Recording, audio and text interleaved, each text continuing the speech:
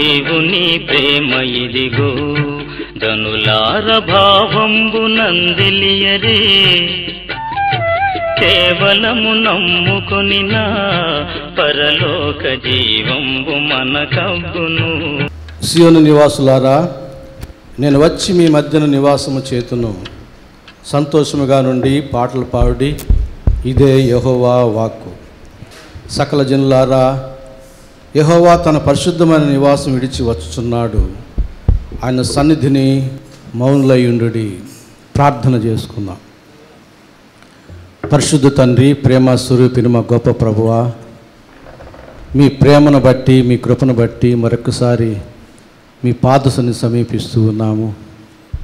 చేరి వచ్చిన ప్రతి ఒక్కరి పక్షంగా మీకు వందనాలు చెల్లించుకుంటూ ఇంకనూ మీ ఏర్పాట్లో రావాల్సిన వారి కొరకే ప్రార్థన చేస్తూ ఉన్నాం.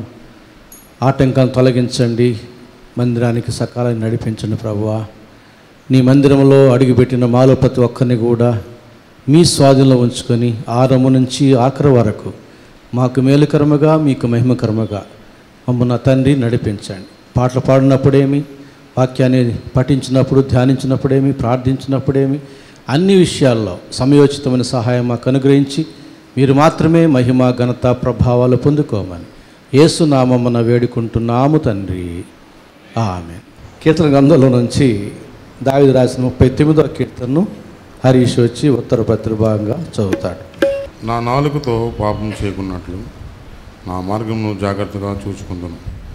భక్తిహీనులు నా ఎదురున్నప్పుడు నా నోటికి చిక్కము ఉంచుకొని అనుకుంటుంది. నేను ఏమీ మాట్లాడక మౌనైతిని, క్షేమను గుర్చి ఏనను పలుకక నేను మౌనముగా ఉంటిని. ఆయనను నా విచారము అధికమాయను. నా గుండె నాలో మండుచుండెను, నేను ధ్యానించుండగా మంట పుట్టెను. అప్పుడు నేను ఈ మాట నోరారా పలికితిని. యెహోవా, నా అంతము ఎట్లుండునది? నా దినముల ప్రమాణం ఎంతైనది నాకు తెలుపుము. నా ఆయువు ఎంత అల్పమైనదో నేను తెలుసుకుని కోరుచున్నాను.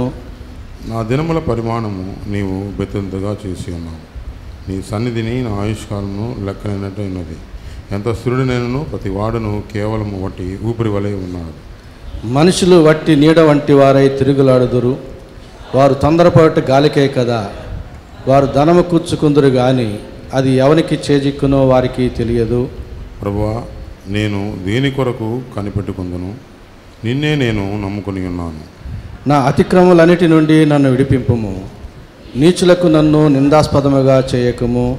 దాన్ని చేసినది నీవే గనుక నోరు తెరవక నేను మౌనైతిని. నీవు పంపిన తీగలు నా మీద నుండి తొలగింపుము. నీ చేతి దెబ్బ వలన నేను క్షీణించుచున్నాను. దోషమును బట్టి నీవు మనుషులను గర్దింపులతో శిక్షించినప్పుడు చెమట కొట్టిన వస్త్రం వలె నీవు వారి అందమును చెడగొట్టదవు. నరులందరూ బట్టి ఊపిరి ఉండేవారు. యెహోవా, నా ప్రార్థన ఆలకింపుము. నా మొరకు చెవియొగ్గము. నా కన్నీళ్లు చూచి మౌనముగా నుండకము. నీ దృష్టికి నేను అతిథి వంటి వాడను. నా పితరులందరి వలె నేను పరవాసినై ఉన్నాను. నేను వెళ్ళిపోయి లేఖకు మునుపు నేను తెప్పరిల్లునట్లు నన్ను కోపముతో చూడకము. ఆమేన్. షీలా కూతురు మెర్సీ వచ్చి ఒక పాట పాడుతుంది. తర్వాత ఆనంద్ వచ్చి మరొక పాట పాడి వినిపిస్తాడు.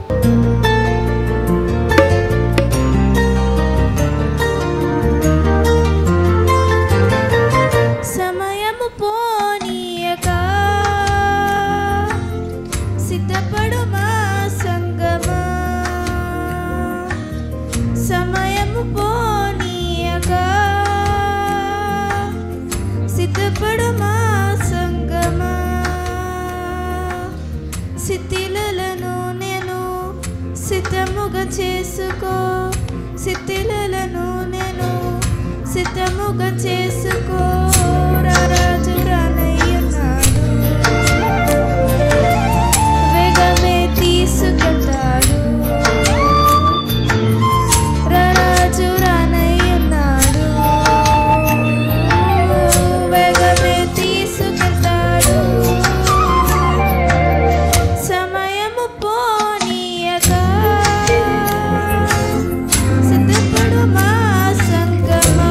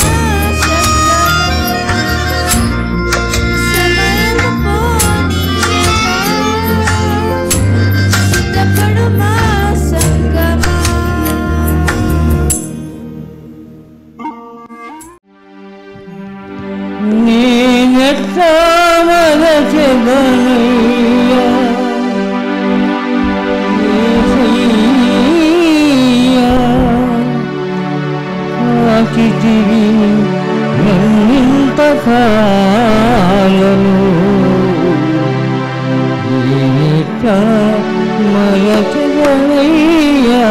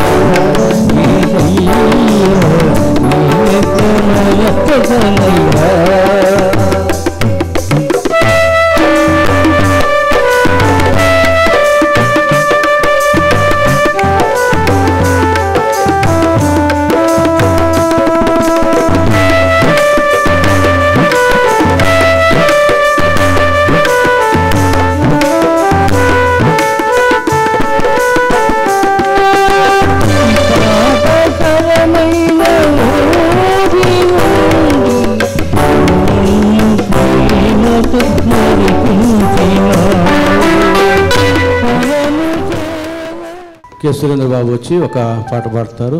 తర్వాత చివరిగా మూర్తి టీచరు మరొక పాట పాడతారు. నీవు తోడై ఉన్నా చాలు యేసు, నిత్యము నాకది మేలు. నీవు తోడై ఉన్నా చాలు యేసు, నిత్యము నాకది మేలు. ధరణి ముందు నీచ పాపులనెల్ల కావా ప్రేమ వచ్చి ధన ప్రాణ విడినటి. నీవు చాలు యేసు, నిత్యమురాది మేలు. నిన్ను బోలు రక్షకుండేడు క్రీస్తు, నన్ను బోలు ఆతనకుండేడు. వారలకు నీవసగు చూందు తారపక్షమ దయచేత ఇలాలోనా. నీవు తోడై ఉన్నా చాలు యేసు, నిత్యము నాకది మేలు. నీ పాటి బలవంతు దేడు ప్రభు, నా పాటి దుర్బలు దేడి. కాపాడుచుందువు కలకాలము నీవు, నీ పాద సేవకుల నీ నేర్పు బంధువా.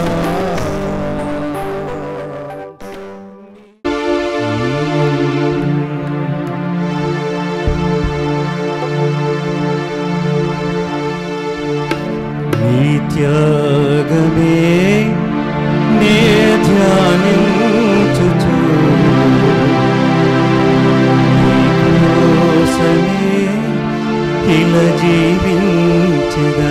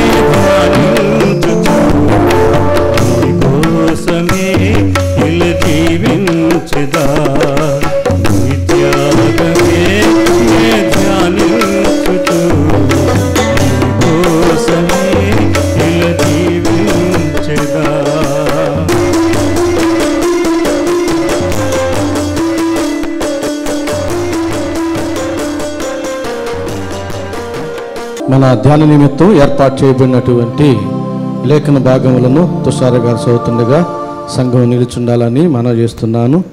పరిశుద్ధుడైన యోహాను రాసిన సువార్త 8వ అధ్యాయం 31వ వచనం నుంచి 44వ వచనం వరకు ఉన్న వాక్య భాగం. నేడు మన ధ్యాన నిమిత్తము ఏర్పాటు చేయబడినటువంటి వాక్య భాగం యోహాను సువార్త 8వ అధ్యాయము 31వ వచనము నుండి 44వ వచనం వరకు. కాబట్టి యేసు తనను నమ్మిన యూదులతో, మీరు నా వాక్యమందు నిలిచిన వారైతే నిజముగా నాకు శిష్యులై ఉండి సత్యమును గ్రహించెదరు. అప్పుడు సత్యము మిమ్మును స్వతంత్రులుగా చేయునని చెప్పగా, వారు, మేము అబ్రహాము సంతానము, మేము ఎన్నడూ ఎవనికిని దాసులమై ఉండలేదే, మీరు స్వతంత్రులుగా చేయబడుదురని ఏలా చెప్పుచున్నావని ఆయనతో అనిరి. అందుకు యేసు, పాపము చేయు ప్రతివాడును పాపమునకు దాసుడని మీతో నిశ్చయముగా చెప్పుచున్నాను. దాసుడు ఎల్లప్పుడూ ఇంటిలో నివాసము చేయడు, కుమారుడు ఎల్లప్పుడూ నివాసము చేయును. కుమారుడు మిమ్మును స్వతంత్రునుగా చేసిన ఎడల మీరు నిజముగా స్వతంత్రులై యుందురు. మీరు అబ్రహాము సంతానమని నాకు తెలియను. అయినను మీలో నా వాక్యమునకు చోటు లేదు గనుక నన్ను చంప వెదుకుచున్నారు. నేను నా తండ్రి యొద్ద చూచిన సంగతులే బోధించుచున్నాను. ఆ ప్రకారమే మీరు మీ తండ్రి యొద్ద వినిన వాటినే జరిగించుచున్నారని వారితో చెప్పెను. అందుకు వారు ఆయనతో, మా తండ్రి అబ్రహాం అనిరి. యేసు, మీరు అబ్రహాము పిల్లలైతే అబ్రహాము చేసిన క్రియలు చేతురు. దేవుని వలన వినిన సత్యము మీతో చెప్పిన వాడవైన నన్ను మీరిప్పుడు చంప వెదుకుచున్నారే. అబ్రహాము అట్లు చేయలేదు. మీరు మీ తండ్రి క్రియలే చేయుచున్నారని వారితో చెప్పెను.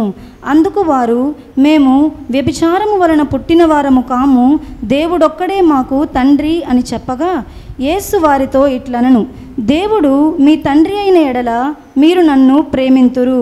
నేను దేవుని యొద్ద నుండి బయలుదేరి వచ్చి ఉన్నాను. నా అంతట నేను వచ్చి ఉండలేదు, ఆయన నన్ను పంపెను. మీరేలా నా మాటలు గ్రహింపకున్నారు? మీరు నా బోధ విననేరకుండునుట వలనే గదా. మీరు మీ తండ్రి యగు అపవాది సంబంధులు. మీ తండ్రి దురాశలు నెరవేర్చగోరుచున్నారు. ఆది నుండి వాడు నరహంతకుడయ్యుండి సత్యమందు నిలిచినవాడు కాడు. వాని యందు సత్యమే లేదు.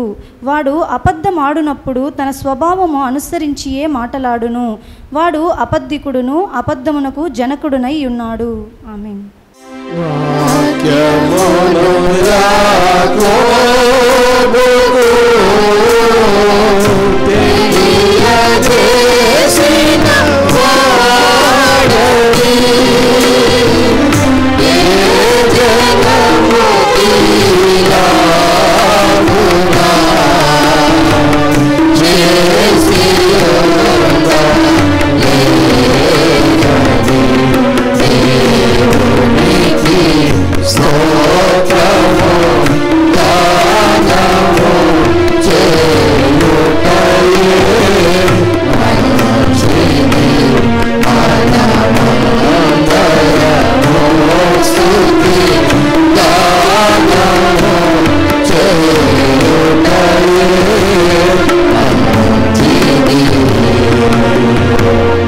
మన ప్రభువైన యేసుక్రీస్తు నామములో మీకందరికీ స్వాగతం పలుకుతూ శుభములు తెలియజేస్తూ ఉన్నాను. మనం క్రమముగా శిలువ శ్రమల ధ్యానాల్లో కొనసాగుతూ ఉన్నాము.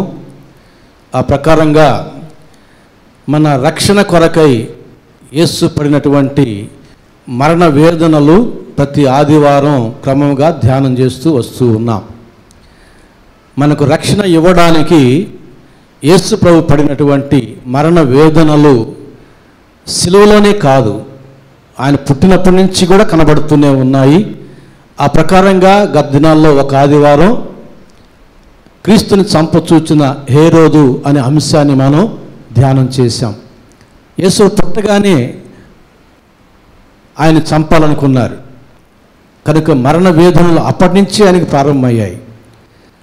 తర్వాత మనం క్రీస్తుని చంపచూచిన సాతానుడు అనేటటువంటి విషయాన్ని గత ఆదివారం ధ్యానం చేశాం. యేసు ప్రభు పరిచర్య ప్రారంభించగానే సాతానుడు ప్రభువుని చంపచూచినాడు. ఇక్కడి నుంచి దుమ్ముకు అని ఎత్తైన దేవాలయం మీద ఉంచి ఆ మాట చెప్పడం. కాబట్టి యేసు ప్రభు పుట్టినప్పటి నుంచి మరణ వేదనలు అనుభవిస్తూనే ఉన్నాడు. పరిచర్య ప్రారంభించినప్పుడు ఇంకా అధికమయ్యాయి. ఆ తర్వాత పరిచర్యలు కొనసాగుతూ ఉండగా ఇప్పుడు చదువుకున్న వాక్య భాగాలను అనుసరించి చూస్తే క్రీస్తుని చంపాలనుకున్న యూదులు, స్వజనులు, ఆయన యొక్క సొంత స్వజనులే యేసు ప్రభుని చంపాలనుకోవడం ఆశ్చర్యకరమైన విషయం. చూడండి, మనకు రక్షణ తీసుకుని రావడానికి, మనం నశించిపోకుండా రక్షణలోనికి నడిపించడానికి యేసు ప్రభువు పుట్టుక నుంచి కూడా ఆయన మరణ వేదనలు అనుభవిస్తూనే వచ్చాడు. కనుక రక్షణ అనేది సామాన్యమైన విషయం కాదు, చాలా విలువైనది. దేవుడి యొక్క శిలువను వ్యర్థం చేయరాదు అంటాడు. యేసు ప్రభు యొక్క మరణ వేదనలు పుట్టినప్పటి నుంచి, అందుకే అంటాడు హెబ్రీయులకు రాసిన పత్రిక 5వ అధ్యాయం 8వ వచనంలో, ఆయన శరీరధారి అయిన దినములలో కన్నీటితోనూ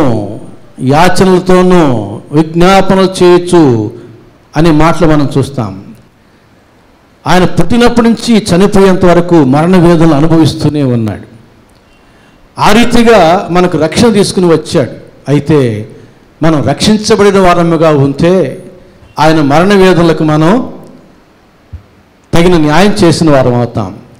ఇంకనూ మనం రక్షించబడిన వారముగా ఉంటే ఆయన మరణ వేదనలను, ఆయన ప్రేమను అర్థం చేసుకోలేని వారముగా, దేవుణ్ణి దుఃఖపరిచిన వారముగా ఉంటాం. కనుక చదవబడినటువంటి వాక్య భాగాన్ని అనుసరించి యోహాను సువార్త 8వ అధ్యాయం 31వ వచనం నుంచి 44వ వచనం వరకు ఉన్న వాక్య భాగాన్ని అనుసరించి మనము ఈ అంశాన్ని ధ్యానం చేయబోతున్నాం. క్రీస్తుని చంపాలనుకున్న యూదులు. చదివిన వాక్య భాగం యోహాను సువార్త 8వ అధ్యాయం 31వ వచనం నుంచి 44వ వచనం వరకు ఉన్న వాక్య భాగం. 31వ వచనం నుంచి నేను చదువుతున్నాను, చూడండి. కాబట్టి యేసు తనను నమ్మిన యూదులతో, ఇక్కడ ఒక విశేషణ ఉంది. కేవలం యూదులతో అనలే, దానికి ముందు ఏమన్నాడు? తనను నమ్మిన యూదులతో. ఇది మర్చిపోద్ది ఈ మాట. వీరు ఎలాంటి వారు మనకు అర్థం చేసుకోవాలి. యేసుని నమ్మిన యూదులు ఎలాంటి వారో మనం అర్థం చేసుకోబోతున్నాం. ఇప్పుడు యేసు ప్రభు మాట్లాడుతున్నాడు ఎవరితో అంటే యూదులతోనే కాదు, యేసుని నమ్మిన యూదులతో మాట్లాడుతున్నాడు. ఏమని మాట్లాడుతున్నాడు? మీరు నా వాక్యమందు నిలిచిన వారైతే నిజముగా నాకు శిష్యులై ఉండి సత్యమును గ్రహించెదరు. ఇక్కడ యేసును నమ్మిన యూదులే, కానీ సత్యమును గ్రహించని వారుగా, దేవుని వాక్యమందు నిలువని వారుగా చెప్పబడుతున్నారు. ఇది ఆశ్చర్యకరమైన, దుఃఖకరమైన విషయం. ఏ రీతిగా అయితే యేసుని నమ్మినటువంటి క్రైస్తవుల్లో సత్యమును గ్రహించని వారుగా ఉంటూ వ్యర్థమైన వాదోపవాదంలో కొనసాగుతూ ఉన్నారో, ఏ రీతిగా దేవుని యొక్క వాక్యమందు నిలువబడని వారుగా ఉన్నారో, అలాంటి వారే ఆనాటి యూదులు. యేసుని నమ్మారు, అవును ఆయన మెస్సియా అని నమ్మారు, కానీ ఆయన వాక్యమందు నిలిచిన వారు కాదు. వాక్యమందు నిలుచుట అంటే, వాక్యమును వినుట అంటే మంచిదే, మనం అందరం చెవులతో వింటున్నాం. లేదా వినుట అనగా ఇంకా లోతుకి వెళ్ళి చేయుట అని అర్థం మనం గతంలో చెప్పుకున్నాం. వాక్యాన్ని విని తల ఊపుతారు కొంతమంది, అంగీకరిస్తారు, నిజమే ఇది కరెక్టే అంటారు. సరిపోదు. అది జీవితాంతం వాక్యమందు నిలబడాలి అంటే వాక్యమును అనుసరించి జీవించాలి. అది నా వాక్యమందు నిలిచిన వారైతే అని అంటే దేవుని వాక్యానుసారంగా జీవించువారు అని అర్థం. ఇక్కడ యేసును నమ్మిన యూదులతో అంటున్నాడు, మీరు నా వాక్యమందు నిలిచిన వారైతే నిజముగా మీరు నాకు శిష్యులైతారు, మీరు సత్యాన్ని కూడా గ్రహిస్తారు. ఎంతమంది క్రైస్తవులు వాక్యాన్ని వింటారు, చదువుతారు, అనుసరించడానికి ప్రయత్నం చేస్తారు, తప్పటడుగులు వేస్తారు, పడతారు, లేస్తారు, మాటి మాటికి ప్రభు యొద్దకు రావడానికి ప్రయత్నం చేస్తారు. ఇలాంటి ఒడిదుడుకుల క్రైస్తవ జీవితంలో ఎంతమంది కొనసాగుతున్నారు? నిలుచుట అంటే స్థిరముగా దేవుని వాక్యాన్ని అనుసరించుట. ఒడిదుడుకుల క్రైస్తవ జీవితం ఉండదు. నిలుచుట అనగా స్థిరముగా నిలుచుట. శోధన వచ్చిన, సమస్య వచ్చిన, రోమపత్రిక 8:35 నుంచి పౌలు చెప్పినట్లుగా మరణమైన, కరువైన, ఉపద్రవమైన, వస్త్రహీనత అయినా, ఉన్నవైనా, రాబోనవైనా, ఇక ఏదైనా క్రీస్తు ప్రేమ నుండి నన్ను ఎడబాపు నేరవని రూఢిగా నమ్ముచున్నాను అంటాడు.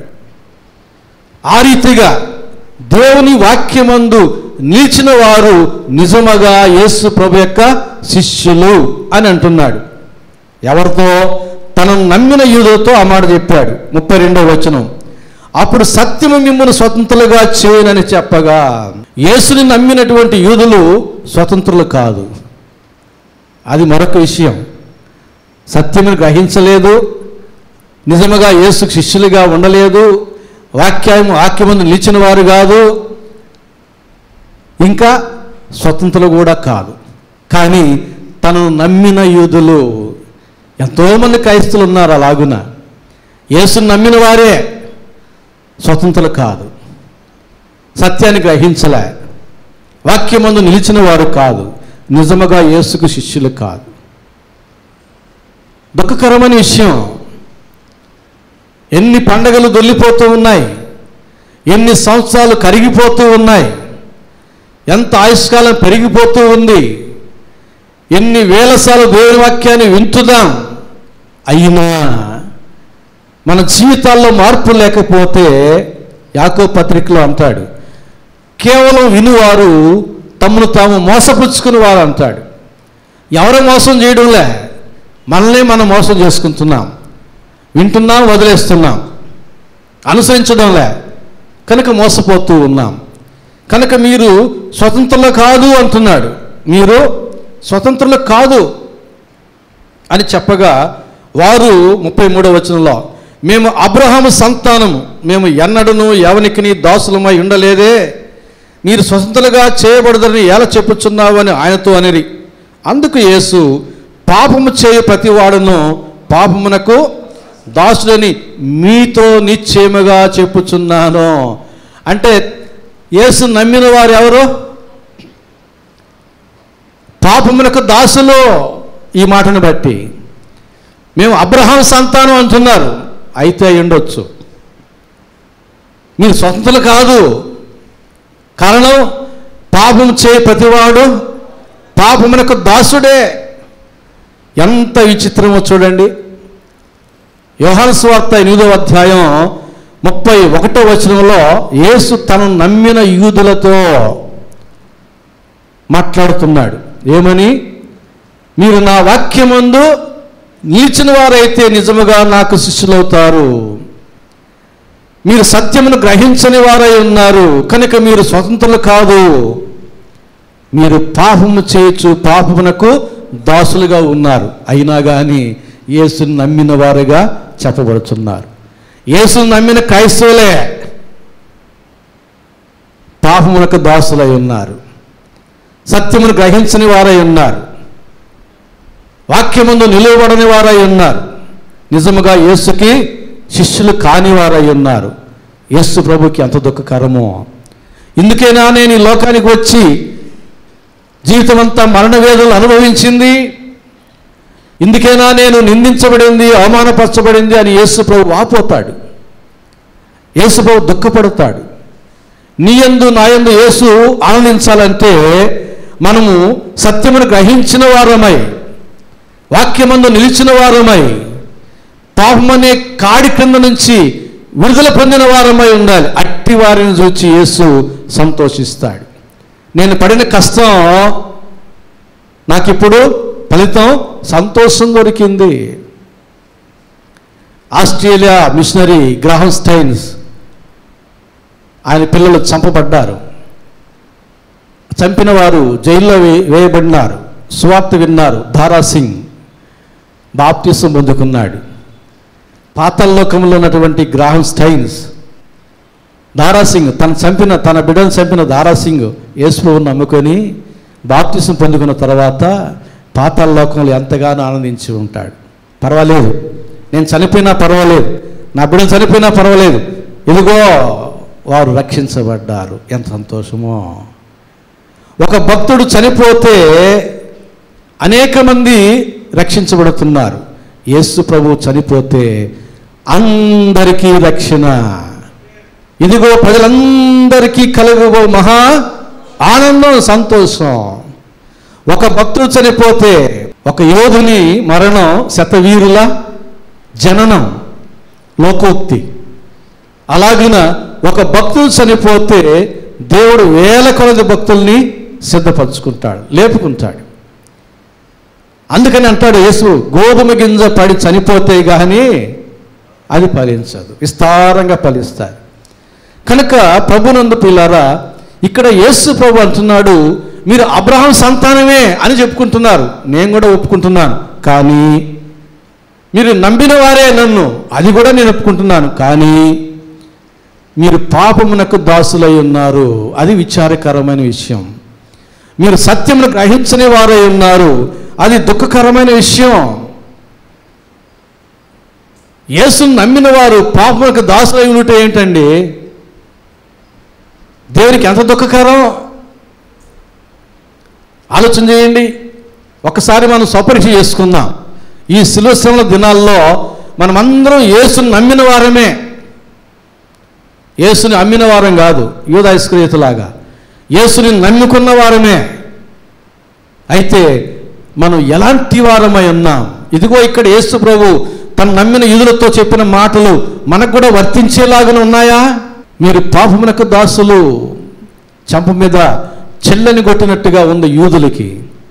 సమాజంలో బహిరంగంగా యేసు ప్రభు మాట చెప్పేసరికి మనం యేసు ప్రభు నమ్మిన వారమైతే పాపమనే కాడి కింద నుంచి విడుదల పొందిన వారమై ఉండాలి. ఏ కాడి ఎత్తుకోవాలి? పాపం అనే కాడిని విడిచి ఏ కాడి ఎత్తుకోవాలి? మత్తయి సువార్త 11:8 ప్రయాసపడి భారం వచ్చున్న వారులారా నా ఎద్దుకు రండి, నా కాడి ఎత్తుకున్నది సులువుగా ఉన్నది అంటాడు. నన్ను వెంబడించేవాడు తన సిలువను ఎత్తుకుని నన్ను వెంబడించాలి. నీ సిలువ నీదే, యేసుప్రభు సిలువ యేసు ప్రభుదే. ఆ సిలువ దారి ముందుకు వెళుతూ ఉంటే వెనకాల నీ సిలువను నీవు ఎత్తుకొని, విధేయత అనే సిలువను, దీన మనసు అనే సిలువను ఎత్తుకొని ఆయన వెంబడించాలి. అట్టివారు ఆయనకు నిజముగా శిష్యులు అవుతారు. రోమపత్రిక 6వ అధ్యాయం 6వ వచనం, కొన్ని వచనాలు చదువుతాను. రోమపత్రిక 6వ అధ్యాయం 6వ వచనం. ఏమనగా మనమికను పాపమునకు దాసులము కాకుండుటకు పాప శరీరము నిరర్ధకమగునట్లు మన ప్రాచీన స్వభావము ఆయనతో కూడా సిలువ వేయబడినని ఎరుగుదుము. ఎవరితో అంటున్నాడు ఈ మాట? పౌలు. వాళ్ళ పేర్లు అక్కర్లేదులేండి, వాళ్ళ జాతి అక్కర్లే, వాళ్ళ యొక్క దేశ పేరు అక్కర్లే. ఇక్కడ చదివిన వాక్యం ప్రకారంగా ఎవరితో అంటున్నాడయ్యా అని ఆలోచన చేస్తే మనకు దొరికే సమాధానం ఏంటంటే ప్రాచీన స్వభావాన్ని విడిచిపెట్టిన వారితో చెప్తున్నాడు ఇక్కడ. చదువుతాను, మరలా గమనించండి. మనం ఇకను పాపమునకు దాసులము కాకుండుటకు పాప శరీరము నిరర్ధకమగునట్లు మన ప్రాచీన స్వభావం ఆయనతో కూడా సిలువ వేయబడెను. అంటే ఎవరైతే వారి యొక్క ప్రాచీన స్వభావాన్ని సిలువ వేశారో వారితో చెప్తున్నాడు ఇక్కడ. అంటే ఎవరైతే పాప స్వభావాన్ని విడిచిపెట్టారో వారితో చెప్తున్నాడు ఇక్కడ. అంటే పరిశుద్ధ స్వభావం, దేవుని స్వభావాన్ని కలిగిన వారితో చెప్తున్నాడు ఇక్కడ. మన పాప శరీరం నిరర్ధకమగునట్లు, మన యొక్క ప్రాచీన స్వభావం అంటే పాపపు స్వభావం ఆయనతో కూడా సిలువ వేయబడింది అని అంటున్నాడు. 11వ వచనం చూడండి, అదే అధ్యాయం 11వ వచనం. అటువల్లే మీరును పాపము విషయమై మృతులుగాను దేవుని విషయమై క్రీస్తు యేసునందు సజీవులుగాను మిమ్మల్ని మీరే ఎంచుకునుడి. ఇదేం పెద్ద కష్టమేం కాదే, మనం అందరం అదే కదా ఎంచుకుంటున్నాం. ఇది పెద్ద కష్టమా? మనం అందరం ఇదే ఎంచుకుంటున్నాం. పాపమునకు మనం మృతులముగాను, పాపమునకు మనము మృతులముగాను దేవుని విషయమై క్రీస్తు శరీరము విషయమై మనము సజీవులముగాను. మనం అందరం అదే భావించుకుంటున్నాం మన గురించి మనం. కానీ ఇక్కడ ఉన్న మతలబు ఏంటంటే 6వ వచనం చెప్పుకున్నామే, ప్రాచీన స్వభావం విడిచిపెట్టి పాపం విషయమై మృతులముగాను దేవుని విషయమై సజీవులుగాను మిమ్మల్ని మీరే ఎంచుకుని అన్నాడు. కనెక్షన్ ఉంది 6వ వచనానికి 11వ వచనానికి. ఆ కనెక్షన్ మర్చిపోకూడదు. 6వ వచనం కనెక్షన్ లేకపోతే మనం అందరం కరెక్టే. మనం ప్రాచీన స్వభావాన్ని విడిచిపెట్టకుండా కానీ పాపం విషయమే మృతులముగా ఎంచుకుంటూ దేవుని విషయమే సజీవులముగా ఎంచుకుంటూ భ్రమలో ఉన్నాం అంతే. మనల్ని మనమే మోసపుచ్చుకుంటున్నాం. కారణం సత్యం ఏమిటో మనకు తెలియదు. మనం స్వతంత్రము కాదు, వాక్యమందు నిలిచిన వారం కాదు, యేసుని మాత్రం నమ్మిన వారమే. వారు ఎలాగను యూదులో అలాగే మనం క్రైస్తవులమే. వారు ఎలాగను యేసుని నమ్మారో, ఏమాత్రం నమ్మారో ఆ మాత్రం మనం కూడా యేసు నమ్మిన వారమే కానీ ప్రాచీన స్వభావాన్ని విడిచిపెట్టని వారమై ఉంటున్నాము. ఇంకా చూడండి, రోమాపత్రిక 6వ అధ్యాయం 12వ వచనం. కాబట్టి శరీర దురాశలకు లోబడినట్లుగా చావునకు లోనైన మీ శరీరమందు పాపమును ఏలనీయకుడి. పాపము మన శరీరాన్ని ఏలకూడదు. ఎవరు ఏలాలి? ప్రభువు ఏలాలి. ప్రభువు ఏలాలి మనల్ని, పాపము కాదు. పాపం మనల్ని ఏలితే, పాపం మనల్ని ప్రభుత్వం చేస్తే మన మీద మనం ఏమైపోతాం? ఎన్నో చెప్పుకోవచ్చు, కానీ ప్రాముఖ్యంగా మనకు అకాల మరణం. పాపం వలన మరణం వచ్చును. ప్రసంగి 7:17 అధికముగా దుర్మార్గ పనులు చేయకము, నీ కాలము కంటే ముందుగా నీవేళ చనిపోవదు. పాపం మన మీద ప్రభుత్వం చేస్తే, మనం పాపములో ఉంటే వచ్చేది అకాల మరణము, రెండవది అశాంతి, మూడవది నరకము. అవసరమా? మనకిష్టమా? ఇవి మనకిష్టం లేదు, కానీ పాపాన్ని మాత్రం విడిచిపెట్టాం. ఎందుకనో ఒకసారి ఆలోచన చేయండి. ఇప్పటి వరకు మనం అందరం పాపం చేసిన వాళ్ళమే. చేసిన పాపాలు ఒకసారి జ్ఞాపకం చేసుకోండి. ఏమొచ్చింది మనకు ప్రతిఫలం? చేసిన పాపాలకి మనం అనుభవిస్తున్నది ఏమిటి? ఆశీర్వాదం కాదు. మన ఆయుష్కాలం తగ్గిపోయింది, అశాంతి పెరిగిపోయింది, నరకపాత్రలముగా దగ్గరయ్యాం. జ్ఞాననేత్రంతో చూస్తే మనం అర్థం చేసుకునే విషయాలు అవి. కనుక పాపం మన మీద ప్రభుత్వం చేస్తే అకాల మరణము, అశాంతి, నరకం. ప్రభువు మన మీద ప్రభుత్వం చేస్తే దీర్ఘాయుషు, శాంతి, సమృద్ధిగా దొరుకుతాయి. నరకం తప్పించబడి పరలోకానికి చేర్చబడతాం. ఇప్పుడు మన ఎదుట 2 ప్రభుత్వాలు ఉన్నాయి. ఏం ప్రభుత్వాలు? సైకిలు, ఫ్యాను కాదు. మన ఎదుట ఉండే ప్రభుత్వాలు 2 ప్రభుత్వాలు ఉన్నాయి. పాపం అనే ప్రభుత్వము, ప్రభువు అనే ప్రభుత్వం. ఏమి కోరుకుంటారు? 5 సంవత్సరాలు మన మీద ప్రభుత్వం చేసే వారి గురించే ఎన్ని చర్చలు, ఎన్ని పేపర్లు తిరిగేస్తాము, ఎన్ని మాటలు మాట్లాడుకుంటాము. చివరికి ఒక్కసారి ఫైనల్ డెసిషన్ తీసుకుని ముద్ర వేస్తాం, ఓటు వేస్తాం. 5 సంవత్సరాలు మన ప్రభుత్వం మనల్ని ఏలేవారికి, జీవితం అంతా ఏలేవారి కొరకు మనం ఎంత ఆలోచన చేయాలి? మన బ్రతుకంతా మనల్ని ప్రభుత్వం శాసించేటువంటి వారి కొరకు మనం ఎంత ఆలోచన చేయాలి? ఆలోచన చేసి మనం తీర్మానం చేసుకున్నాం, పాపమే మేల్లే అని. అంతేనా? అందుకనే మనం ఇంకా పాపంలో ఉన్నాం. ఎవరి మేలు మనకు? ప్రభుత్వం చేయడం మేలా, పాపం మనల్ని ఏలడం మేలా? మీరు ఏం చెప్పలేకపోతున్నారు. పాపం నాకు అర్థమవుతుంది మీ పరిస్థితి. మనల్ని ఎవరు ప్రభుత్వం చేస్తే మంచిది? నాకు చెవుడు కొంచెం పెద్దగా. ప్రభువు మనల్ని ప్రభుత్వం చేస్తే మంచిది, పాపం కాదు. అయిపోయింది, ఏదో అయిపోయింది. ఇకనైనా ఈ శిలువ శ్రమల దినాల్లోనైనా మన జీవితాలను మార్చుకుందాం. మన జీవితంలో దేనికి ఆయాస్కర విషయాలు ఏవైతే ఉన్నాయో వాటిని తొలగించుకుందాం. పాపమును విడిచిపెడదాం, పరిశుద్ధ జీవితాన్ని ప్రారంభిద్దాం. మనకి మిగిలిన శాశ్వత జీవితం ఏ పాటిదో తెలియదు. మిగిలిన శాశ్వత జీవితంలోనైనా పరిశుద్ధ జీవితాన్ని అనుభవించుదాం, ప్రభువుని సంతోషపరచుదాం, ప్రభు యొక్క ప్రభుత్వంలోనికి మనం సాగిపోదాం. టైం లేదు, మరొక విషయాన్ని నేను మీ ముందుకు తీసుకుని వస్తున్నాను. యోహాను సువార్త 8వ అధ్యాయం 37వ వచనం నుంచి 41వ వచనం వరకు ఉన్న వాక్య భాగం. యేసు ప్రభువు తను నమ్మిన యూదులతో చెప్పిన మాటలు మనం ధ్యానం చేశాం. తర్వాత 37వ వచనం, మీరు అబ్రహాము సంతానమని నాకు తెలియను, అయినను మీలో నా వాక్యమునకు చోటు లేదు కనుక నన్ను చంప వెతుకుచున్నారు. మేము అబ్రహాము సంతానం అండి అని అన్నారు. అది నాకు తెలుసులేవయ్యా అన్నాడు. నాకు తెలుసు మీరు అబ్రహాము సంతానమని, కానీ మీలో నా వాక్యమునకు చోటు లేదు కాబట్టి మీరు నన్ను చంపచూచుచున్నారు. దేవుని యొక్క వాక్యం ఎవరి హృదయంలో లేదో వారు ఆయన్ని, ఆయన ప్రజలను చంపచూసేవారు.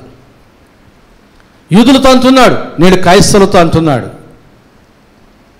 ఆయన నమ్మిన యూదులతో అన్నాడు అన్నాడు, నేడు ఆయన నమ్మిన క్రైస్తవులతో అంటున్నాడు, మీలో దేవుని యొక్క వాక్యం లేదు కనుక ఆయన చూస్తున్నారు. ఆయన పరలోకంలో ఉన్నాడు, మనం ఇక్కడి నుంచి చంపలేం, కానీ చంపుతున్నాం. ఏ రీతిగా? ఎబ్రిల్ రాసిన పత్రికలో చెప్పాడు కదా, ఒకసారి వెలిగింపబడి తప్పిపోయిన వాడు ఆయన మరలా అదృశ్యముగా శిలువ మరణానికి గురి చేస్తూ ఉన్నాడు. శిలువ పాటలు పాడేటప్పుడు మాత్రం చేతి కొడతా కప్పని ఏనుగు తొక్కి ప్రాణం పోతూ ఉంటే కప్పకి అల్లాడుతూ కేకలు వేస్తుంటే బాధగా ఉందా అనిందంట చిన్నగా. అట్లా యేసు ప్రభుని మనకి అవిధేయత ద్వారా శిలువ మరణానికి గురి చేస్తూ ఆయన పాతగాయలు గెలుకుతూ ఆ పాట పాడేటప్పుడు మాత్రం 2 కన్నీటి బొట్టులు. ఆస్కార్ అవార్డు మనకు సరిపోద్దా? ఇంటర్నేషనల్ అవార్డులు మనకు సరిపోతాయా? కాబట్టి దేవుడు ఇక్కడ అంటున్నాడు, మీరు అబ్రహాము సంతానమని నాకు తెలియను, అయినను మీలో నా వాక్యమునకు చోటు లేదు కనుక నన్ను చంప వెతుకుతున్నారు. 38వ వచనం, నేను నా తండ్రి యొద్ద చూచిన సంగతులే బోధించుచున్నాము, ఆ ప్రకారమే మీరు మీ తండ్రి యొద్ద వినిన వాటినే జరిగించుచున్నారని వారితో చెప్పాను. ఇప్పుడు యూదులతో అంటున్నాడు, మీ తండ్రి నా తండ్రి అంటున్నాడు. యేసు ప్రభు కూడా యూదుడే, తన ఎదుట ఉన్నవారు కూడా యూదులే.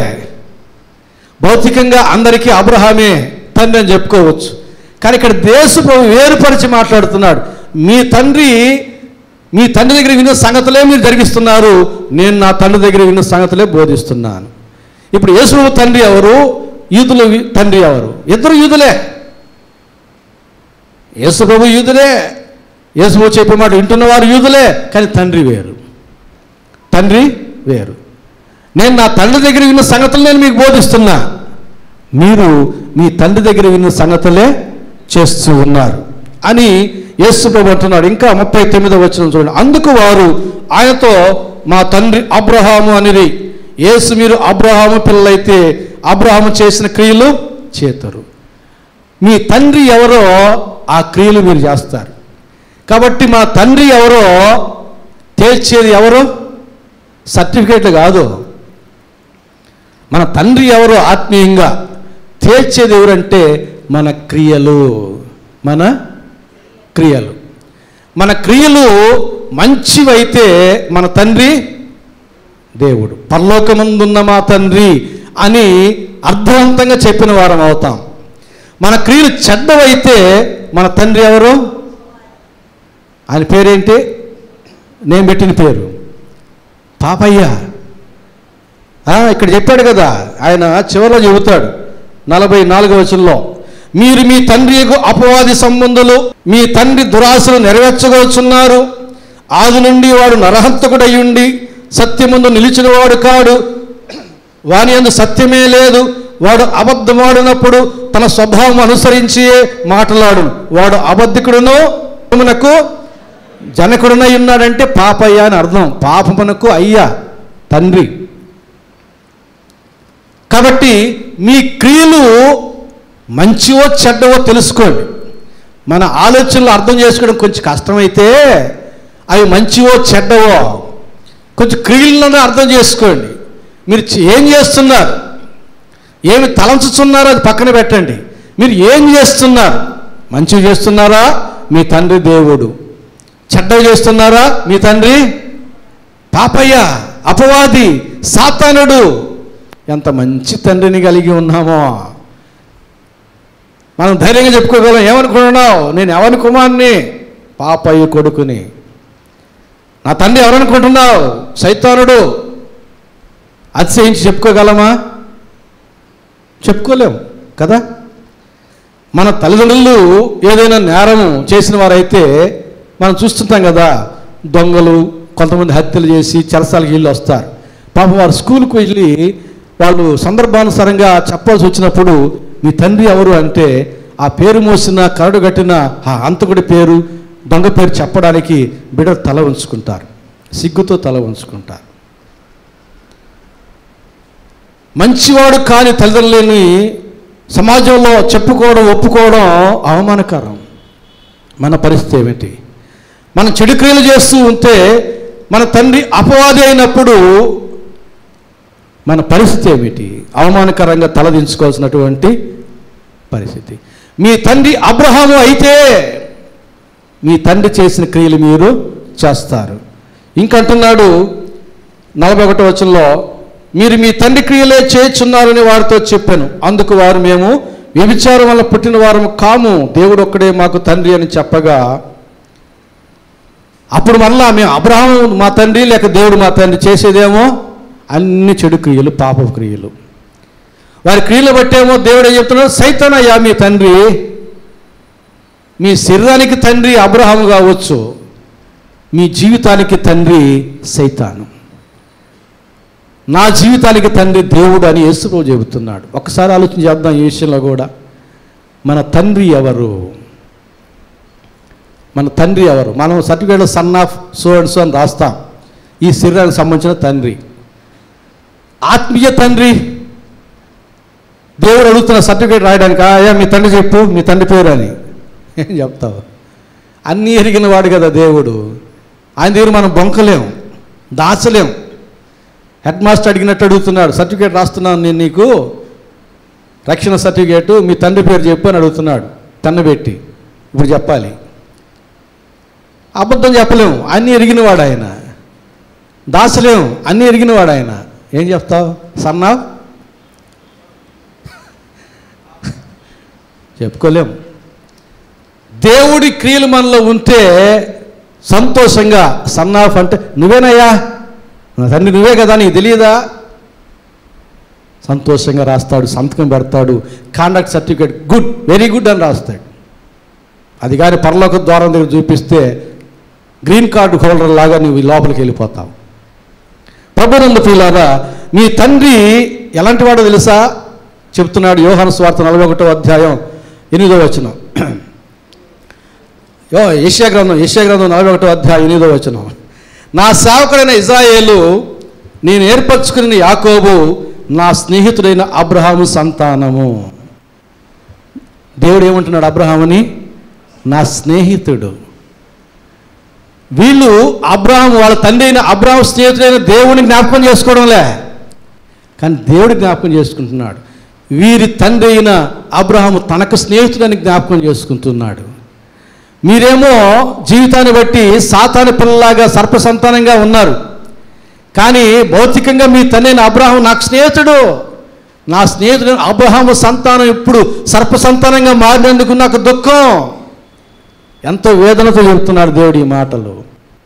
ప్రభునందు ప్రియులారా, దేవుడు అబ్రహాము స్నేహితుడిగా, అలాగే నిన్ను నన్ను కూడా స్నేహితులుగా చేర్చుకోవాలని ఆయన కోరుకుంటూ ఉన్నాడు.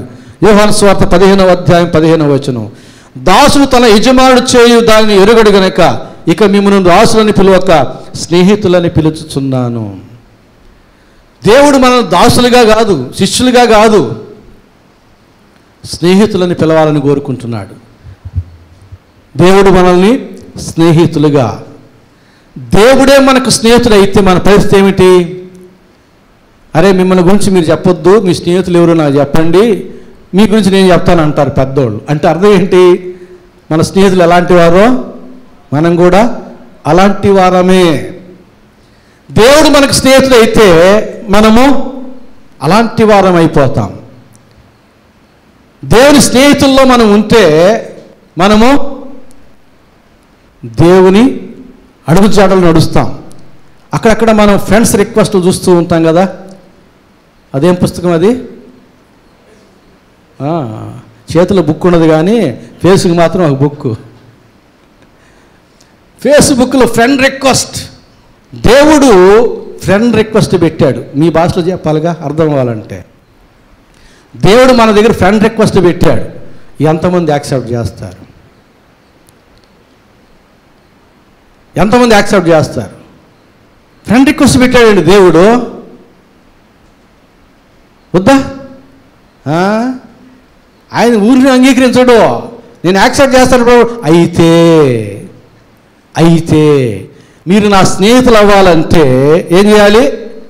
అబ్రహాములాగా దేవుణ్ణి విశ్వసించాలి, అబ్రహాములాగా దేవుణ్ణి ప్రేమించాలి. ఆ కండిషన్ ఉంది. ఆ కండిషన్ ఒప్పుకొని, ప్రభు నీ ఫ్రెండ్ రిక్వెస్ట్ నేను యాక్సెప్ట్ చేస్తున్నా, ఎంత సంతోషమో దేవునికి. ఆయన ఫ్రెండ్ రిక్వెస్ట్ మన అందరి ముందుంది, నా ముందు, మీ అందరి ముందుంది. యాక్సెప్ట్ చేసే మనసు మనకుంది. యోగ్యతే, అందుకు తగిన యోగ్యత అనే కాడికి వచ్చేసరికి ఎందరు ఫిల్టర్ అయిపోతారో తెలియదు.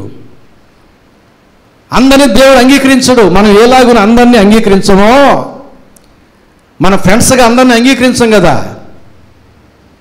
ఎలిమెంట్ స్కూల్కి పంపిస్తూ తల్లిదండ్రులు ఏం చెప్తారు?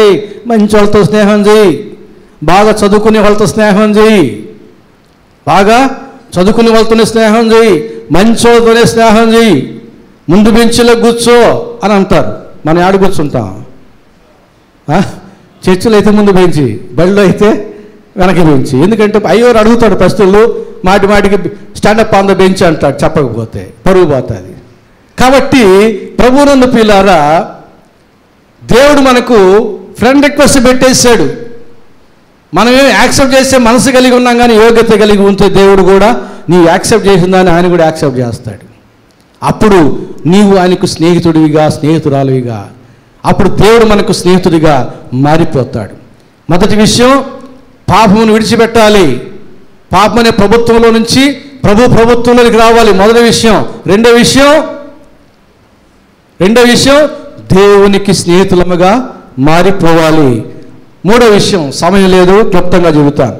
యోహాను సువార్త 8వ అధ్యాయం 42 నుంచి 44 వరకు. యేసు వారితో ఇట్లా, నేను దేవుడు మీ తండ్రి అయిన యెడల మీరు నన్ను ప్రేమింతురు. నేను దేవుని యొద్ద నుండి బయలుదేరి వచ్చి ఉన్నాను, నా అంతటా నేనే వచ్చి ఉండలేదు, ఆయన నన్ను పంపాను. మీరేలా నా మాటలు గ్రహింపకున్నారు? మీరు నా బోధ విననేరక ఇండుట వల్లనే కదా మీరు మీ తండ్రి యొక్క అపవాది సంబంధులు, మీ తండ్రి దురాశలు నెరవేర్చగలుచున్నారు. ఆది నుండి వాడు నరహంతకుడై ఉండి సత్యముందు నిలిచిన వాడు కాడు, వాని యందు సత్యమే లేదు. వాడు అబద్ధమాడినప్పుడు తన స్వభావం అనుసరించే మాట్లాడును. వాడు అబద్ధికుడును, అబద్ధమునకు జనకుడునై ఉన్నాడు. ఎంతకీ వీరు మా తండ్రి అబ్రహాం అంటారు, లేదా దేవుడు అంటారు. వాళ్ళ తండ్రి ఏదో వాళ్ళకి అర్థం కాదు జీవితాన్ని బట్టి. ఇంకెందుకులే, ఇంకేమేం మాట్లాడతారు వీళ్ళు అని చెప్పేస్తున్నాడు. మీ తండ్రి అపవాది సంబంధులు మీరు. బాప్తించి యోహాను బాప్తిసానికి వచ్చిన వార్త ఏమన్నాడు? సర్ప సంతానమా, రాబో శిక్షను తప్పించుకోవడానికి మీకు బుద్ధి చెప్పిన వాడు ఎవడో? సర్ప సంతానమై ఉండి బాప్తిస్తానికి రావడం, అపవాది సంతానమై ఉండి యేసు నమ్మిన వారుగా కనబడ్డాం. దేవుని దగ్గర అవన్నీ ఏమీ కుదరవు, ఆయనకి అన్నీ తెలుసు. కాబట్టి మనం ఇప్పుడు మూడో విషయం ఏమిటంటే, దేవుని సంతానముగా మనము మారిపోవాలి. అందుకు మనం ఏం చేయాలి? అపోస్తుల కార్యముల గ్రంథం 17వ అధ్యాయం 26వ వచనం నుంచి 29వ వచనం వరకు ఉన్న వాక్య భాగం. అపోస్తుల కార్యముల గ్రంథం 17వ అధ్యాయం 26వ వచనం. మరియు యావత్ భూమి మీద కాపురం ఉండుటకు ఆయన ఒకరి నుండి ప్రతి జాతి మనుషులను సృష్టించి, వారు ఒకవేళ దేవునిని తడవలాడి కనుగొందురేమో అని తన్ను వెదకు నిమిత్తము నిర్ణయ కాలమును వారి నివాస స్థలం యొక్క పొలిమేర్లను ఏర్పరచను. ఆయన మనలో ఎవనికిని దూరముగా ఉండువాడు కాడు. మనము ఆయన యందు బ్రతుకుచున్నాము, చలించుచున్నాము, ఉనికి కలిగి ఉన్నాము. అటువలే మనము ఆయన సంతానమని మీ కవిశ్వరులలో కొందరును చెప్పుచున్నారు. కాబట్టి మనము దేవుని సంతానమై ఉన్నాము. పౌలు ఎవరితో చెబుతున్నాడు ఇక్కడ? ఏథెన్సులో ఉన్న వారితో చెబుతున్నాడు. ఏథెన్స్ పట్టణం అంతా తిరిగాడు పౌలు భక్తుడు. తిరిగి అనేకమైన విగ్రహాలు చూశాడు. వాటిలో ఒక విగ్రహాన్ని పట్టుకున్నాడు. ఆ విగ్రహం కింద తెలియబడని దేవునికి అని రాయబడింది. ఆ విగ్రహం కింద ఏం రాయబడింది? తెలియబడని దేవునికి అని రాయబడింది. ఆ మాటను పట్టుకొని చెబుతున్నాడు, మీరు అతిదేవతా భక్తులు, నాకు అర్థమైంది.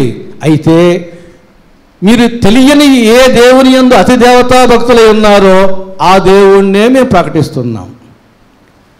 ఎంత చమత్కారంగా, ఎంత జ్ఞానంగా చెబుతున్నాడు చూడండి సువార్త. తెలియక మీరు ఏ దేవుని యందు భక్తి కలిగి ఉన్నారో మేము అదే దేవుణ్ణి చెబుతున్నాం.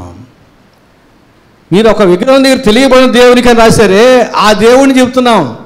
మేము తెలుసుకున్నాం, మీరు తెలుసుకోలే. ఆయన యావత్ భూమి మీద కాపురమునటకు ఒకరి నుండి అందరినీ, ఆదాము నుండి మనందరం పుట్టాం. అంటే మనం అందరం బంధువులనే, ఇక కులమత ఈ భేదాలు లేవు, ఈ మనం సృష్టించుకున్నాయే. కాబట్టి ఒకరి నుండి ఆయన అందరిని సృష్టించి తడవలాడి కనుగొందరేమో అని, తడవలాడి కనుగొనాలి. ఎందుకంటే ప్రసంగి గ్రంథంలో చెబుతాడు, దేవుడు నరులను యథార్థవంతులుగా పుట్టించాడు కానీ వారు వివిధమైన తంత్రములు కల్పించుకొని చెడిపోయి ఉన్నారు.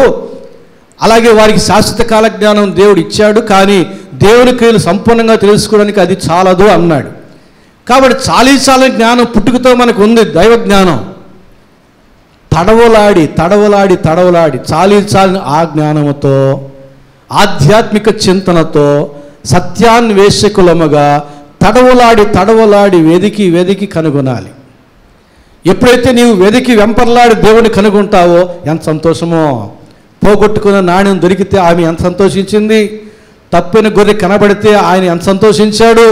అలాగే నీవు వెదికిన ఎడల నీకు దొరికిన తర్వాత సంతోషిస్తావు. దేవుణ్ణి కనుగొని, నీ మట్టుకు నీవు కనుగొని. సమరయ స్త్రీలతో చెప్పారు, ఇప్పుడు నీ మాటను బట్టి కాదు, మా మట్టుకు మేము ఈయన మెస్సియా అని గ్రహించుకున్నాం, తెలుసుకున్నాం. ఎంత సంతోషమో వాళ్ళకి. ప్రభునందు ప్రియులారా, మనము కూడా తడవలాడాలి, వెదకాలి. అన్నీ వెదకుతాం, బైబిల్లో దేవుడిని వెదకం. లేఖనములు నన్ను గురించి సాక్ష్యం ఇస్తున్నాయి కానీ మీరు నా యొద్దకు రారు జీవం పొందినట్లుగా. లేఖనాల్లోనే నిత్యజీవం ఉందని మీరు తలంచుతున్నారు, లేఖనాలని అక్షార్థంగా మీరు పరిశీలిస్తున్నారు, కానీ ఆ లేఖనాలను నా యొద్దకు వెళ్ళమని చెబుతుంటే మీరు నా యొద్దకు రారు. వెలిపిస్తున్నాడు. నా తండ్రి నాకు ఇచ్చిన క్రియలు నన్ను గురించి సాక్ష్యం ఇస్తున్నాయి, నా క్రియలు నన్ను గురించి సాక్ష్యం ఇస్తుంటే మీరు నా యొద్దకు రారు. నా తండ్రి సాక్ష్యం ఇస్తున్నాడు, మీరు నా యొద్దకు రారు. క్రియలు నన్ను గురించి సాక్ష్యం ఇస్తున్నాయి, మీరు నా యొద్దకు రారు. లేఖనాలు నన్ను గురించి సాక్ష్యం ఇస్తున్నాయి, మీరు నా యొద్దకు రారు. దేవుని తడవలాడి కనుగొందురేమో అని దేవుడు ఏర్పాటు చేసినటువంటి విధానం అది. హోషేయ 1:10 అంటున్నాడు, ఇజ్రాయేల్ యొక్క సంఖ్య అమితమై లెక్కలేని సముద్రపు ఇసుకంత విస్తారమగును. ఏ స్థలమందు మీరు నా జనులు కారన్నమాట జనులు వారితో చెప్పుదురో ఆ స్థలముననే మీరు జీవముగల దేవుని కుమారులు ఉన్నారని వారితో చెప్పుదురు. ఈ మాటకి నాకు కనెక్షన్ చాలా ఉంది. మీకు తెలుసో తెలియదో, నేను ఎప్పుడు చెప్పను, అప్పుడప్పుడు సందర్భం వచ్చినప్పుడు చెబుతుంటా. నేను డక్కిల్లో పనిచేస్తున్నా, ఇంజనీరింగ్ డిపార్ట్మెంట్లో రాపూర్లో ఉండి. నా పక్కనే యేసుదాస్ పాస్టర్, మీకు చాలామంది తెలుసు, మన బ్రాంచ్ పాస్టర్గా ఉండేవాడు. నా పక్కనే వారు ఉండేవారు. అప్పుడు వాళ్ళు చర్చికి వెళుతుండేవాడిని. డక్కిల్లో పనిచేస్తూ రోజు పోయి వచ్చేవాడిని. బుచ్చిడ్డిపాలెం నుంచి పిచ్చయ్య పాస్టర్ బృందం ఒక 10 మంది వచ్చారు సువార్త చెప్పడానికి. అప్పుడు నేను ఒక్కడనే ఒక పెద్ద రూమ్లో ఉండేవాడిని. ఆ రూమ్ అంతా ఇచ్చేసాను వారికి. ఇచ్చేసి, ఇది మీ ఇల్లు, పోయేంత వరకు మేమే మీకు అతిథులం, సమస్తం మీరు స్వతంత్రంగా వాడుకోవచ్చు అని చెప్పాను. చుట్టుపక్కల ప్రాంతం అంతా సువార్త చెప్పారు. తర్వాత లాస్ట్ రోజు, రేపు ఉదయం వాళ్ళు వెళ్తారు. ఇక ఆ రాత్రి, అప్పటి వరకు ఆ 10 రోజులు నేను యేసుదాస్ పాస్టరు వాళ్ళకి అన్ని ఇవ్వంగా మాకు మిగిలింది మాకు సిరి చాప ఒక్కటే. ఈ చాప సగం కింద వేసుకొని సగం కప్పుకునేవాళ్ళం. ఇక్కడి నుంచి తర్వాత మోకాళ్ళ నుంచి అటు బయటకు వచ్చిండేది, ఇక్కడి నుంచి బయటకు దోమలు.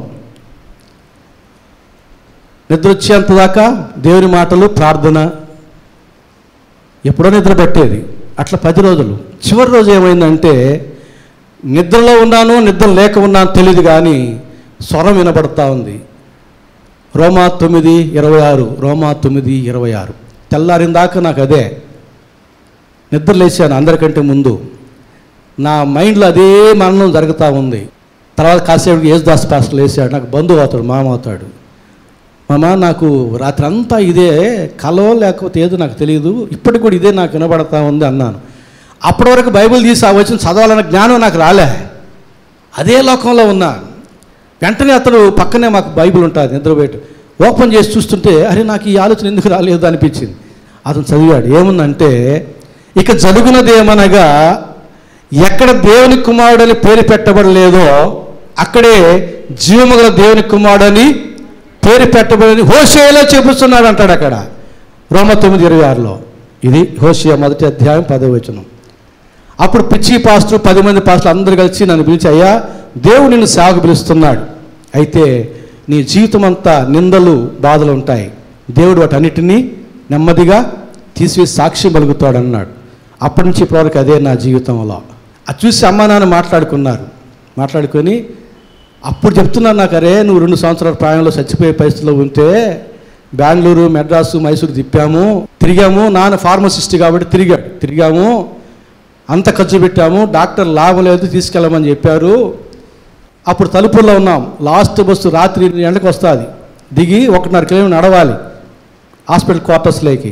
పక్కనే స్కూలు భవనంలో, ఎలిమెంట్ స్కూల్ భవనంలో చర్చి జరిగేది, లూథరన్ చర్చి, SCLC చర్చి. అక్కడ నేల బెంచీలు పొడవుగా ఉంటాయి అప్పట్లో బెంచీలు. ఆ స్కూలు ఓపెన్ చేయించి అమ్మ నాన్న ఉలుకు పలుకు లేని నన్ను టవల్లో చుట్టాడు పెట్టారు. అప్పుడు 2 సంవత్సరాలు నా వయసు. రాత్రంతా అమ్మ నాన్న ప్రార్థన చేశారు, వీడిని బ్రతికిస్తే నీ సేవకు సమర్పిస్తాము అని. తెల్లారికి ఉలుకు పలుకు లేని నేను అటు పొర్లినారు. అప్పటి నుంచి ఏ మందులు లేకుండా బాగుపడ్డాను. ఇది నా సాక్ష్యంలోని క్లుప్త సాక్ష్యం. అందుకని ఎందుకు చెప్తున్నానంటే, దేవుడు విడిచిపెట్టడు. మనం పాపమునకు ప్రభుత్వంలో, పాపం యొక్క ప్రభుత్వంలో ఉండకుండా ప్రభు యొక్క ప్రభుత్వంలో ఉండాలి. మనం అబ్రహాముల దేవునికి స్నేహితులమైపోవాలి. యేసు ప్రభు చెప్పినట్టుగా దేవుని మన తండ్రిగా మనం ఎంచుకోవాలి. 1 యోహాను పత్రిక 3వ అధ్యాయం నుంచి 10 దాకా చదివి నేను ముగిస్తాను. అపవాది మొదటి నుండి పాపం చేయుచున్నాడు గనుక పాపం చేయవాడు అపవాది సంబంధి. అపవాది యొక్క క్రియలను లయపరచుటకే దేవుని కుమారుడు ప్రత్యక్షమాయను. 9వ వచనం, దేవుని మూలముగా పుట్టిన ప్రతి వానిలో ఆయన బీజము నిలుచును గనుక వాడు పాపము చేయడు, వాడు దేవుని మూలంగా పుట్టినవాడు గనుక పాపము చేయజాలడు. 10వ వచనం, దీనిని బట్టి దేవుని పిల్లలు ఎవరో అపవాది పిల్లలు ఎవరో తేటపడును. నీతిని జరిగించిన ప్రతి వాడును, తన సహోదరుని ప్రేమించిన ప్రతి వాడును దేవుని సంబంధులు కారు. ప్రభునందు ప్రియులారా గమనించండి, దీనిని బట్టియే అపవాది పిల్లలు ఎవరో దేవుని పిల్లలు ఎవరో తేలిపోతుంది. ఆ మాటల వెలుగులో మన జీవితాలను పరీక్ష చేసుకుందాం.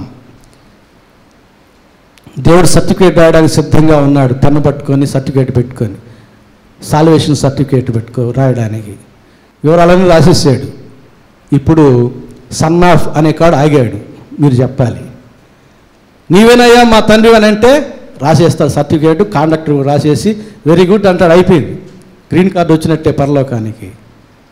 దీన్ని బట్టియే పాపమును విడిచిపెట్టినవాడు సన్ ఆఫ్ దేవుడే, పాపంలో ఉన్నవాడు సన్ ఆఫ్ సైతాను. అది సర్టిఫికేట్లో రాయడు, ఆయనకి ఇష్టంలే. ఇంకా ఏనాటికైనా మారతాడేమోనని ఆ ఫిలప్ ది బ్లాంక్స్ అట్లాగే పెట్టున్నాడు, పెన్ను అక్కడే పట్టుకొని ఉన్నాడు. నీ జీవితం మారితే సన్ ఆఫ్ అనేది దేవుడు అనేది రాసి సంతోషంగా నీకు మంచి సర్టిఫికేట్ ఇస్తాడు, సాల్వేషన్ సర్టిఫికేట్. ప్రభునందు ప్రియులారా, మనం రక్షించడానికి దేవుడు పుట్టుక నుంచి మరణ వేదనలు అనుభవించాడు. ఆయనకి మరణ వేదనలు మనం వ్యర్థం కాకుండా, ఆయన్ని దుఃఖపరచకుండా, చాలు ఇంతవరకు ఆయన దుఃఖపరిచింది. ఆయన మనం ఎందుకు సంతోషించలాగున మన జీవితాలను మార్చుకుందాం, పాపమును విడిచిపెడదాం, ప్రభు యొక్క పాలనలో అడుగు పెడదాం, దేవుని స్నేహితులముగా మారిపోదాం, దేవుని బిడ్డలముగా దీవించబడదాం. పరిశుద్ధాత్మ దేవుడు అటు దీవెన ఆశీర్వాదం మనకందరికీ దయచేయనుగాక. ఆమెను ప్రార్థన చేసుకుందాం. ప్రేమ స్వరూపిణి మా గొప్ప తండ్రి, పరిశుద్ధ ప్రభువా, మీ ప్రేమను బట్టి, మీ కృపను బట్టి మీ పాదసని సమీపిస్తూ ఉన్నాము. ఈ సమయంలో వాక్యం అనే ఉదక స్నానంతో మనం శుద్ధీకరించారు. మీకు వందనాలు చెల్లించుకుంటున్నాం. ఎంత గొప్ప దేవుడు, ఎంత మంచి దేవుడు నా తండ్రి. అయ్యా, తల్లి గర్భంలో పడిన మొదలుకొని ముదిమి వచ్చే వరకు ఎత్తుకొని చంకపెట్టుకొని సంరక్షించి పోషించి కాపాడుచున్న దేవుడు ప్రభువా, మీకే స్తుతి స్తోత్రం చెల్లించుకుంటూ ఉన్నాము. నా తండ్రి, నిన్ను నమ్మిన యూదులతో మీరు మొహమాటం లేకుండా చెప్పిన మాటలు మా జీవితంలో మేము అన్వయించుకోవడానికి సహాయం చేయండి ప్రభువా. మేము సత్యమును గ్రహించి స్వతంత్రమై ఉండి మీకు స్నేహితులముగా మారిపోయి, మీ సంతానంగా మారిపోయి, మా యందు మీరు, మీ యందు మేము సంతోషించలాగిన మా జీవితాలు మార్చమని మరొకసారి మమ్మల్ని మీ చేతులకు అప్పగించుకుంటూ ఈ మనలు మా ప్రభు అయిన యేసు నామమును వేడుకుంటున్నాము తండ్రి, ఆమేన్. జీవంబు మనకబ్బును